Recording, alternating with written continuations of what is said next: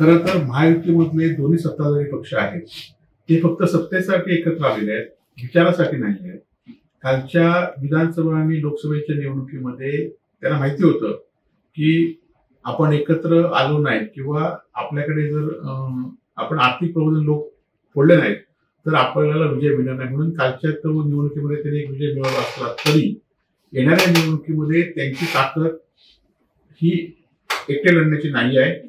त्यामुळे ते एकत्र येण्यासाठी प्रयत्न करत असतील, परंतु त्यांची ताकद आज महाराष्ट्रामध्ये राहिली नाही, वस्तुस्थिती आहे.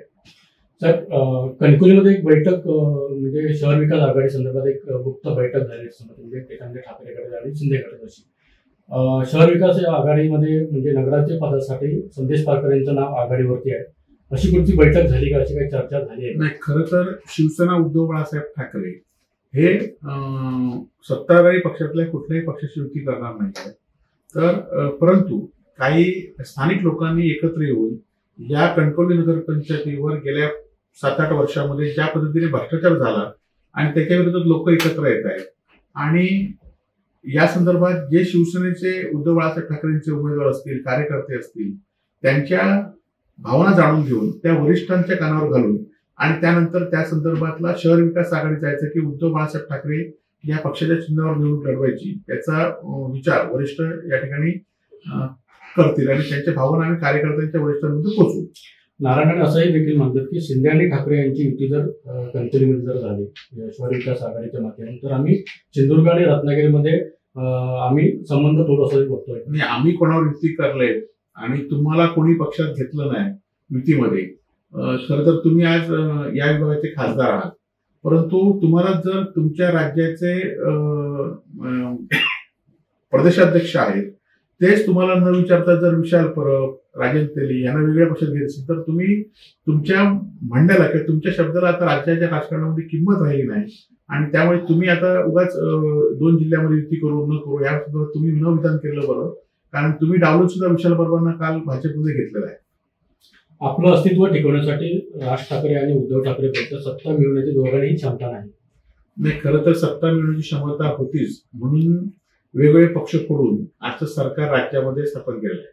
आज आपण बघितलं असाल की उद्धव बाळासाहेब ठाकरे हे काल 5-6 दिवस दौरा शेतकऱ्यांचे अश्रुपोषणाचं काम करत आहे आणि सरकारने जी मदत जाहीर केली ती मदत अजूनही शेतकऱ्यांच्या खात्यापर्यंत पोहोचली नाही, हे असं शेतकरी टाळू पडून सांगतायत.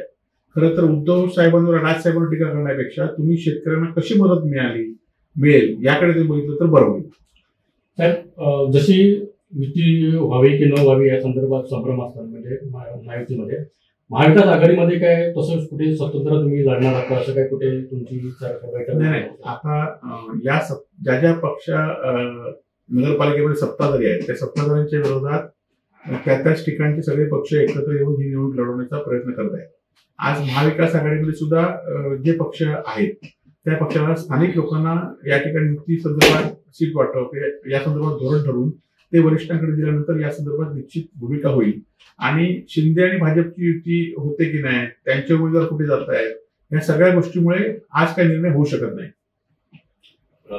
वेंगुर्ल्याचा विचार केला असता तर काँग्रेसने आपला उमेदवारी नगराध्यक्ष पदाचा उमेदवार हा जाहीर केलाय, कुठेतरी आघाडीमध्ये बिघाडी आहे का?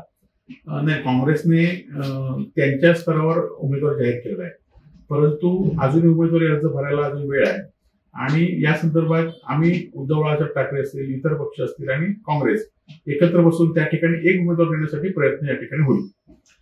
कणकवली याच्यामध्ये कणकवली नगरपंचायतीमध्ये संदेश पारकर यांचं नाव पुढे होत आहे नगराध्यक्ष पदासाठी. ठाकरेकडे म्हणजे महाविकास आघाडीकडून त्यांचं नाव पुढे येत आहे का? नाही, संदेश पारकर या नगरपालिकेचे नगराध्यक्ष राहिलेले आहेत आणि त्यामुळे सगळ्यांचीच भूमिका आहे की संदेश पारकरांनी पुन्हा एकदा नगरपालिकेमध्ये राहावं आणि या शहरामध्ये जो भ्रष्टाचार बळकावलाय तो भ्रष्टाचार दूर करावाची सगळ्या लोकांची धारणा आहे आणि त्या दृष्टीने लोकांनी संदेश पारकरचं नाव सुचवलं आहे आणि त्या संदर्भात ते काय निर्णय घेतील ते लवकरच कळेल आणि ते आपला निर्णय जाहीर करतील. सिंधुदुर्गात शिंदे सेनेचे 2 आमदार आहेत, भाजपचा 1 आमदार आहे, मात्र शिंदे सेना कुठेतरी युती व्हावी यासाठी आग्रही आहे, भाजप सोमवारचा नारा देतोय. नाही, खरं तर शिंदेचे आमदार हे भाजपच्या ताकदीवर किंवा भाजपच्या ह्याच्यावरच निवडून आलेले आहेत.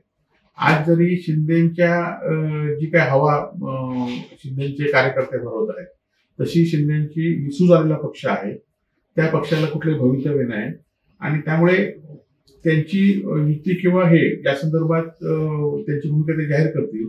परंतु आम्ही मात्र ज्या पद्धतीने सत्ताधाऱ्यांच्या विरोधात कसं लढताय यासाठी आमच्या भूमिका जाहीर करतो. सिंधुदुर्गात नगरपंचायतच्या निवडणुका लागलेल्या आहेत. आगामी काळात जिल्हा परिषद पंचायत समितीच्या देखील निवडणुका लागतील. तुमचं भवितव्य कसं असेल, काय वाटतं तुम्हाला, किती बरे मिळू शकतो? नाही, खरं तर आज आपण बघितलं असाल की सत्ताधारी पक्ष ज्या पद्धतीने विकासाच्या बाबतीत जे घोषणा केल्या होत्या त्या घोषणामध्ये कुठलाही निधी आणला नाही. आज सिंधुदुर्ग जिल्ह्यातले सगळे रस्ते खड्डेमुळे झालेले आहेत. जर्मनीला रोजगार देतो म्हटलं तो रोजगार देऊ शकले नाहीत. मुंबई गोवा असून दे, हायवे असून देत, चिपी विमानतळ असून दे, हे सगळे प्रश्न अपुऱ्या अवस्थेत आहेत. आज शेतकऱ्यांची भाताची नुकसान भरपाई झाली त्या संदर्भात पण बोलत नाही.